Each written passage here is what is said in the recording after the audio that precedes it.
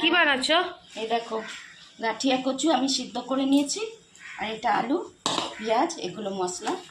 তো এবার এটা আলুটা ভাজবো আমি, দিলাম দিয়েছি।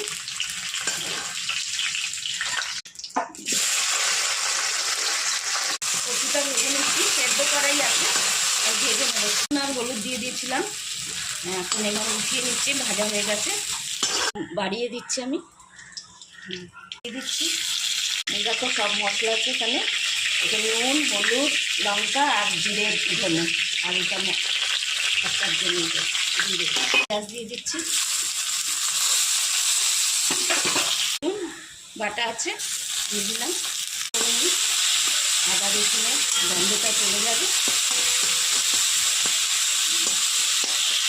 টমেটোর বাটা দিয়ে দিচ্ছি,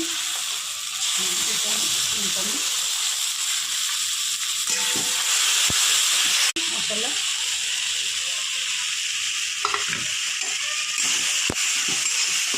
জল দেবো।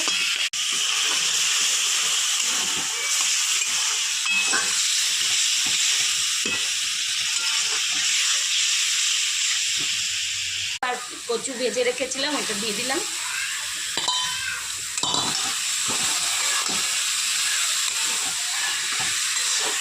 একটু জল দিয়ে দিচ্ছি। দেখো দেখো আমার সবজি হয়ে গেছে, নিচ্ছে একদম মাংসের মতন হয়েছে, সব হয়ে গেছে।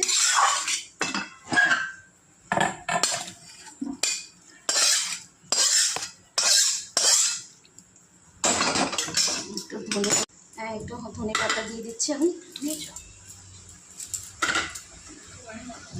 দেখো আমি একটু ধনে পাতাও দিয়ে দিলাম। এবার দেখো তোমরা দেখো দেখতে কি ভালো লাগছে এটা। দেখো গাছি কচু আর আলু দিয়ে এটা রেসিপি বানিয়েছি। ভালো লাগবে, লাইক কমেন্ট শেয়ার বন্ধুরা তোমরা করে দিও।